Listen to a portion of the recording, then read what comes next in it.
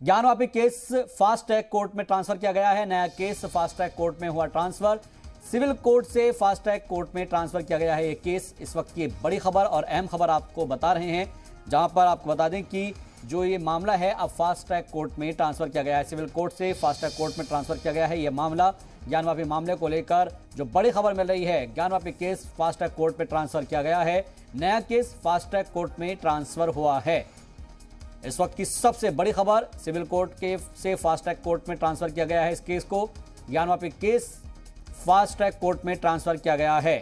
इस वक्त की सबसे बड़ी खबर, नया केस फास्ट ट्रैक कोर्ट में ट्रांसफर हुआ है। यह जानकारी अब तक मिल पा रही है।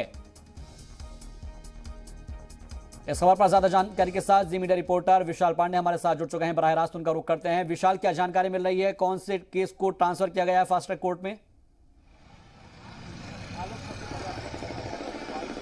देखिए, फिलहाल आज जो मामला जो है वो जो दाखिल किया गया था सिविल जज सीनियर डिवीजन के यहाँ, उस केस को फिलहाल फास्ट ट्रैक कोर्ट के लिए ट्रांसफर कर दिया है और अब इस पूरे मामले में 30 तारीख को अगली सुनवाई होगी। चूंकि ये मामला जो है ये शिव के मित्र के तौर पर वाद के तौर पर दायर किया गया था और किरण बिसेन की तरफ से ये पूरा मामला जो है वो दायर किया गया था। लेकिन अब इस पूरे मामले में जो डेट लगाई गई है वो 30 तारीख लगाई गई है। इसके साथ साथ फास्ट ट्रैक कोर्ट में ये पूरा मामले की जो है सुनवाई होगी। आपको मैं तस्वीरें दिखा देता हूँ कि मैं इस वक्त बनास कोर्ट में मौजूद हूँ। आप तस्वीरें देख सकते हैं कि तमाम जो यहाँ पर जो वकील हैं, जो पक्ष हैं, जो लोग हैं, वो बाहर अब निकल रहे हैं। और चूंकि देखिए, सबसे महत्वपूर्ण बात यह है कि इस पूरे मामले को लेकर ये मांग की गई थी कि जो मस्जिद का पूरा एरिया है उसको हिंदू पक्ष को दे दिया जाए ताकि वहां पर पूजा अर्चना शुरू की जा सके।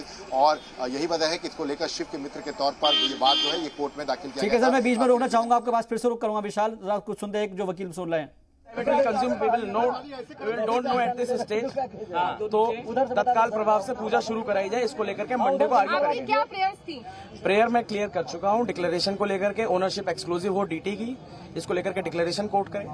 दूसरा प्रेयर हमारा है कि जो एनक्रोचमेंट किया गया, सुपर स्ट्रक्चर क्रिएट किया गया, उसको हटाया जाए। तीसरी जो प्रेयर है वो हमारी ये है कि जो ऑब्स्ट्रक्शन है, किसी भी तरह का कोई भी ऑब्स्ट्रक्शन अगर आता है उसको हटाया जाए और हमारी कंप्लीट वर्शिप बिना किसी ऑब्स्ट्रक्शन के, ऑब्जेक्शन के कंटिन्यू कराई जाए और ये अश्योर करे डिस्ट्रिक्ट एडमिनिस्ट्रेशन और पुलिस प्रोटेक्शन। आज जिरा भी हुई इस मसले को लेकर, क्या क्या जिरा नहीं हो पाई है क्योंकि जज साहब अवेलेबल नहीं थे। मंडे की डेट है, मंडे को आर्गुमेंट होगी 31 को, 31 तारीख जी, मंडे 30 में जी, 30 तारीख की डेट दी गई है जी। जब ये मैटर डिस्ट्रिक्ट जज के वहाँ पेंडिंग है तो ये कोर्ट कैसे सुन सकते हैं? देखिए, ये अनदर मैटर है। सब केसेस अपने आप में अलग है। इसी रीजन से कल ये केस एडमिट किया गया है। केस का फैक्ट अलग है, सबस्ट्रेटम अलग है, स्ट्रेटम अलग है। इसको आप साथ में नहीं देख सकते। सातों केस अलग है। ज्ञानवापी को लेकर 7 केस चल रहे हैं। सबका सब्जेक्ट मैटर अलग है, सबकी प्रेयर अलग है।